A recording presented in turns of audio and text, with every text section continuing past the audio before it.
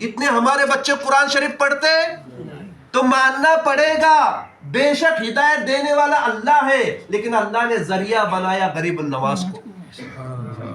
آئے ہندوستان میں صرف اللہ تعالیٰ کا عشق، رسول اللہ کی محبت، عطائے رسول لے کر آ گئے، اور اتنی پاور لے کر آ گئے کہ بڑے بڑے راجہ مہاراجہ آئے، بڑے بڑے جادوگر آئے، بڑے بڑے طاقتور آئے، لیکن آپ کے سامنے ناکام ہو گئے۔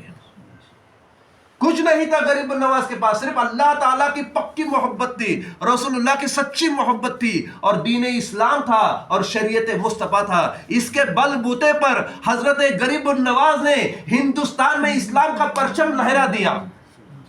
آیا جے پال جوگی، بہت بڑا جادوگر، مقابلے کے لیے آیا، لیکن غریب النواز پر اس کا وار نہ چلا۔ یہ کرامتیں آپ سنتے رہتے ہیں۔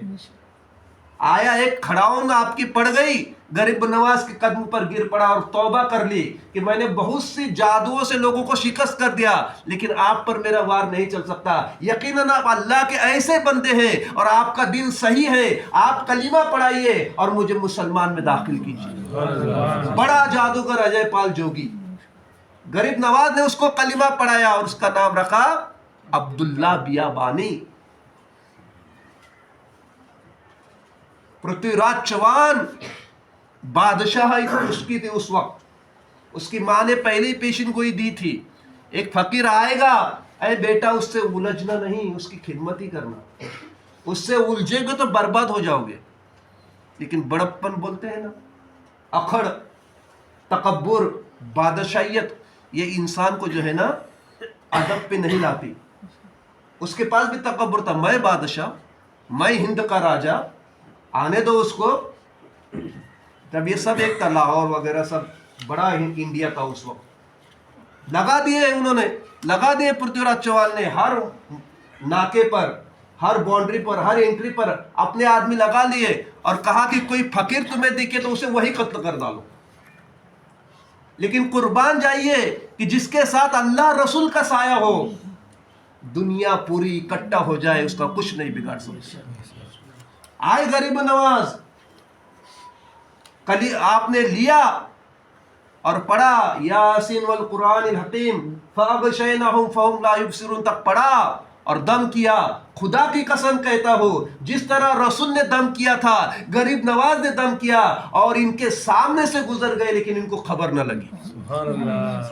کرتے کرتے اجمیر شریف پہنچ گئے، اور جہاں ڈیرا بنا لیا وہی بنا لیا۔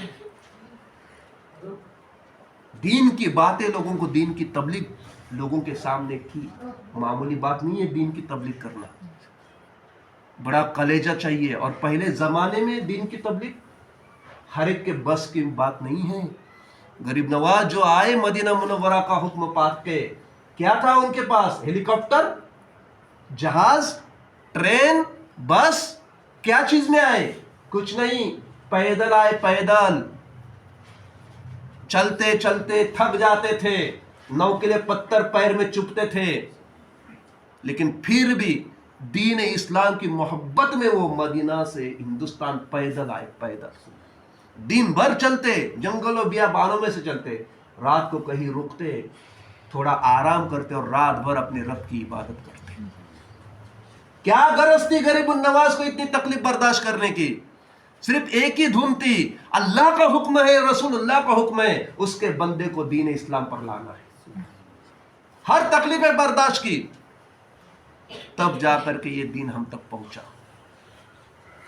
خالی کرامتیں سن کر خوش مت ہو جاؤ ایمان والو، غریب النواز کی زندگی دیکھو، ان کے اخلاق دیکھو، ان کا طریقہ دیکھو۔ مدینہ سے پیدل آئے تکلیف برداشت کرتے ہوئے، لیکن آج ہم مسلمانوں کو اتنی اچھی ایئر کنڈیشن مسجد ہے، گالیچہ ہے، 4 قدم چلنے کو ہم کو فرصت نہیں، پھر ہم دعویٰ کرتے ہیں ہم دیوانے ہیں غریب نواز کے، ہم دیوانے ہیں غوث کے۔ انہوں نے تو پیدل سفر کر کے دین ہم تک پہنچایا، ابھی دین ریڈی میڈ ہے ہمارے پاس، صرف سنبھالنا ہے اس کو۔ پھر بھی ہم مسجد میں نہ آئے تو بتائیے ایمان اللہ، یہ کم نصیبی نہیں ہماری تو کیا ہے؟ بادشاہ کی باتوں پر عمل کرو۔ غریب نواز نے کبھی نماز ترک کی ہو تو مجھے بتاؤ،